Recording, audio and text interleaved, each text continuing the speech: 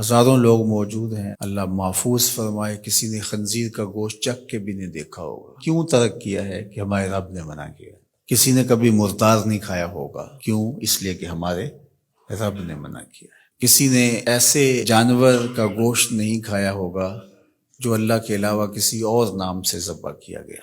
اب ان امور سے اگر ہمارا رکنا ہے تو ہماری عقل فیصلہ کرتی ہے اور ان کو چھوڑنا آسان ہے۔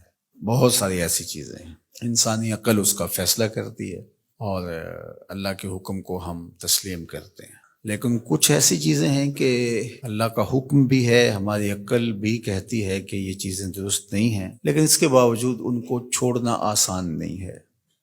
مثال کے طور پہ غصہ ہے ناجائز، شہوات ہیں، نظر کا پاکیزہ رکھنا ہے، زبان کی حفاظت کرنا ہے، غیبت سے بچنا ہے، بخل سے بچنا ہے، تکبر سے بچنا ہے، غرور سے بچنا ہے۔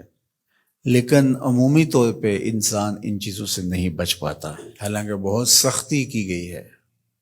الغیبت اشد من الزنا، غیبت زنا سے بھی بدتر ہے۔ تو کچھ چیزیں ہیں کہ ہم ان کو اختیار نہیں کرتے، صرف اس لیے کہ اللہ کا حکم ہے اس لیے اختیار نہیں کرتے۔ مردار کو اسی لیے چھوڑا ہے کہ ہمارا رب اس کو پسند نہیں کرتا، شراب کو، خنزیر کو اور دیگر چیزوں کو اسی لیے ترک کیا جاتا ہے کہ ہماری شریعت نے منع کیا، ہمارا رب منع فرماتا ہے۔ وہی رب منع فرماتا ہے غیبت سے، وہی رب منع فرماتا ہے جھوٹ سے، وہی رب منع فرماتا ہے دیگر امور سے، لیکن وہ ہم ان سے بچ نہیں پاتے اور ان چیزوں سے ہم بچ جاتے ہیں۔ تو ابن عاشور کہتے ہیں کہ روزہ ان چیزوں سے بچنے کا علاج ہے۔ اگر کوئی شخص کثرت کے ساتھ روزے رکھے تو ان چیزوں سے اس کی جان چھوٹ جاتی ہے۔ اور رمضان المبارک کے اندر اللہ تعالیٰ جل شانہ ہمیں سال میں پورا ایک مہینہ اس مشق سے گزارتا ہے۔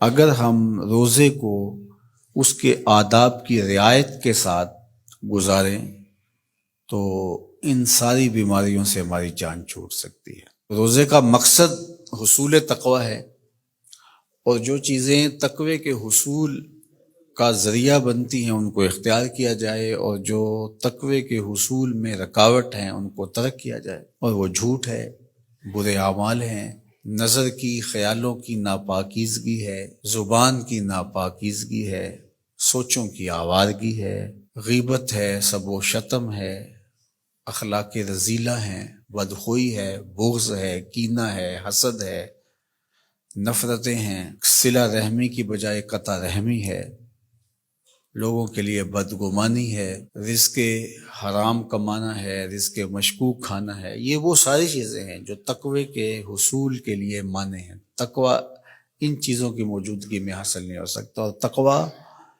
انہی چیزوں سے بچنے کا نام ہے۔ اور روزہ ہمیں سکھاتا ہے، کس طرح سکھاتا ہے؟ کہ روزے میں اللہ کے حکم پر ہم نے ان چیزوں کو بھی چھوڑ دیا جو جائز، حلال اور مشروع تھی، کہ طلوع فجر سے لے کے غروب آفتاب تک میں نے کچھ نہیں لینا۔ تو روزے میں حلال چیزیں بھی اللہ کے حکم سے چھوڑ دی جاتی ہیں، تو پھر اللہ کے حکم سے حرام کیوں نہیں چھوڑی جائیں گی؟ یہ سیدھی سیدھی بات ہے، انسان تھوڑا سا غور کرے تو کیسے نہیں چھوڑے گا۔